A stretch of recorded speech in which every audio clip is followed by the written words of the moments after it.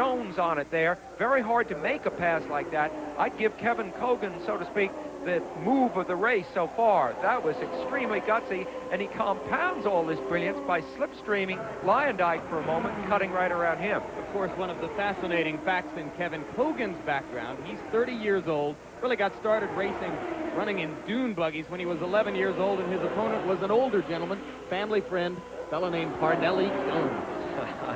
I know it. I had breakfast with those three gentlemen years ago when Kevin was sort of on the ropes because of that incident where he was described as having triggered the crash at the start here, and Parnelli came to his defense in that, said he was a fine man. Here's Bobby Rahal, the leader, cutting pretty low over those lines that tripped up Danny Sullivan last year. And that was Sullivan, whom he just eased past, as Sullivan continues to be lapped by faster cars. Danny Sullivan has not had a successful ride in this, the year after his championship run in the Indianapolis 500. Meanwhile, Rick Mears tries to pick his way through traffic once again. Has Jeff Brabham there.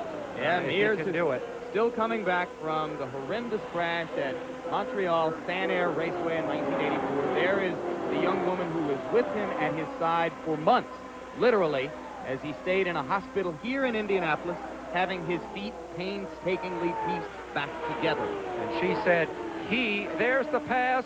Rick Mears, all right, now we're having to re-evaluate what could be wrong with Rick.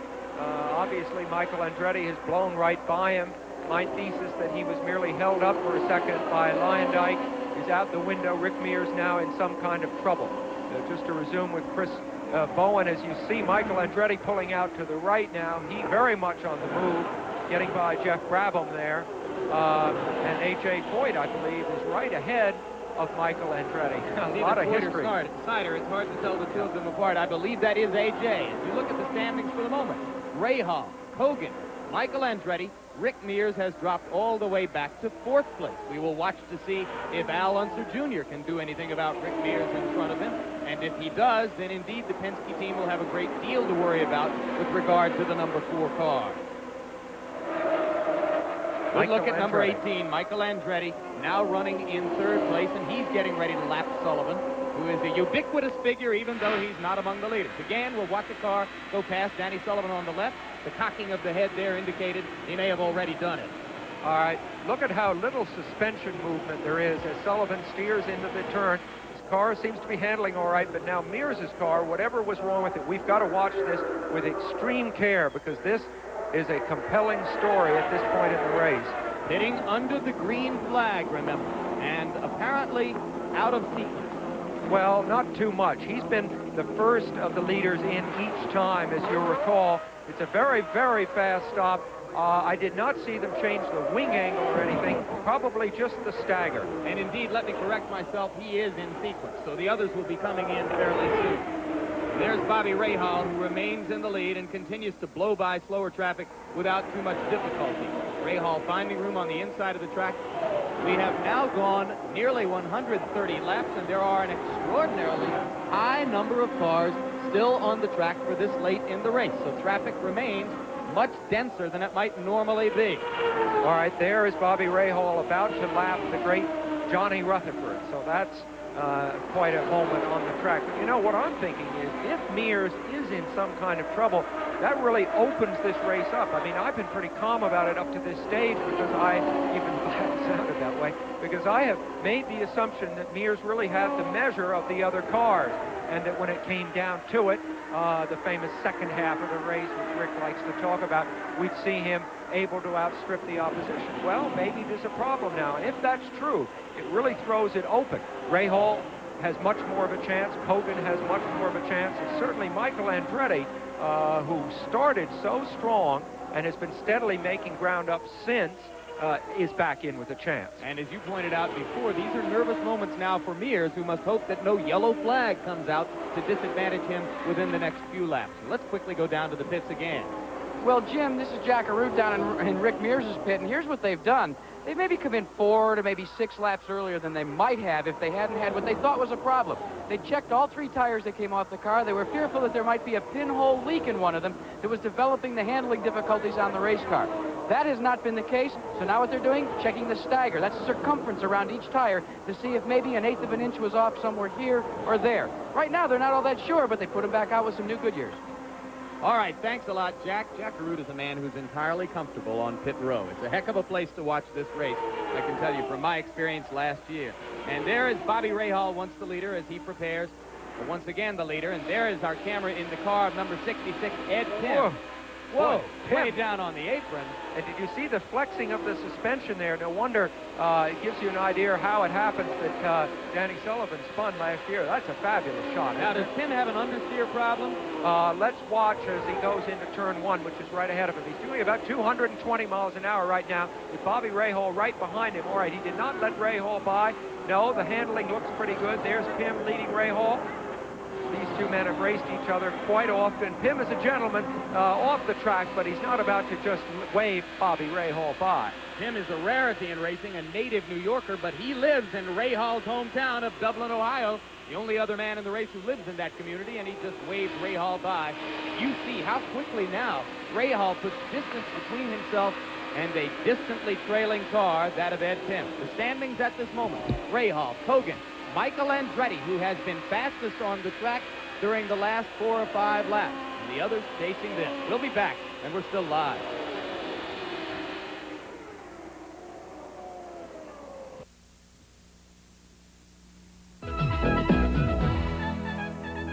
This live ABC sports presentation of the 70th Indianapolis 500 is brought to you by Valvoline 4Guard, the motor oil for today's harder-working 4-cylinder engines. By Chevrolet, who invite you to drive today's Chevy, live today's Chevy. And by Miller Lite. For great taste, there's only one light beer.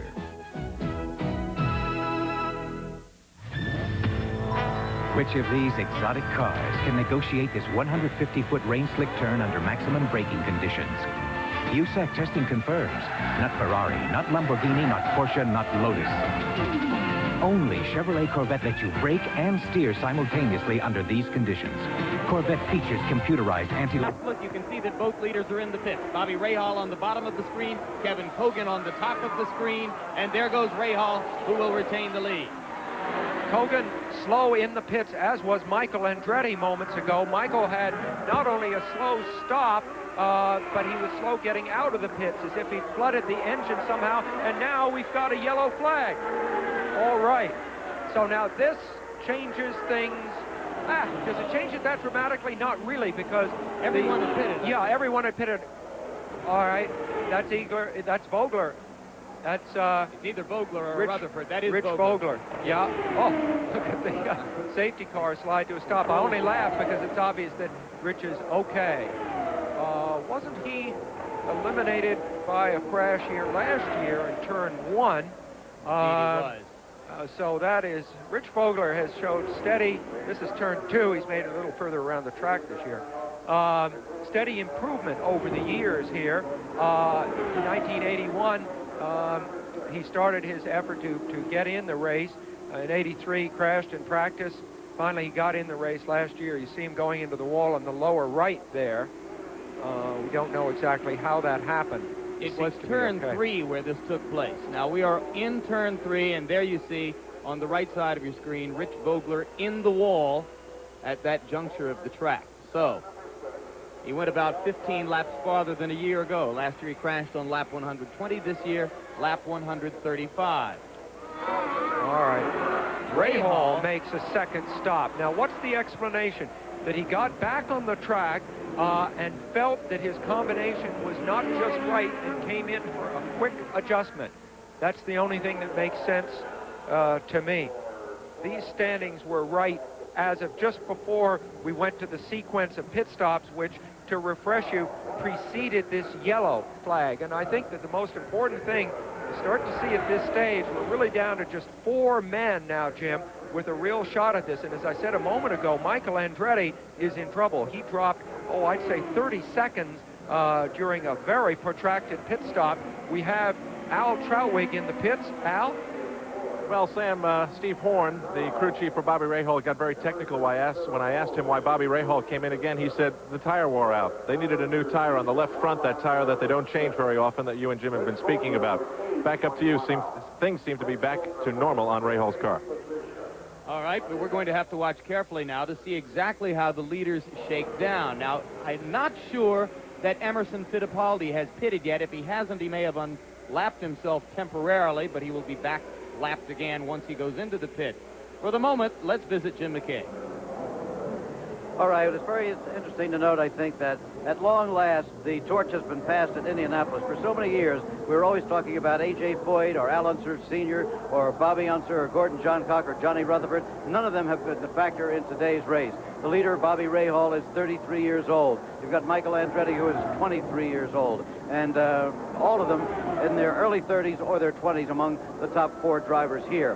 Now, one of the most interesting passes in the race was achieved by Kevin Cogan. Remember, he's the young man who, at a very early age, caused a crash before the start here, but this year has certainly been redeeming himself as he was closing in on Rick Mears in car number 4, the blue and white car there, appearing blue and white. You don't see it just yet. There it is right now. Kevin Cogan whizzing past Rick Mears, who it turned out seems to be having some kind of a problem that they haven't tracked down yet. On each pit stop, they're trying something different to find out exactly what it is.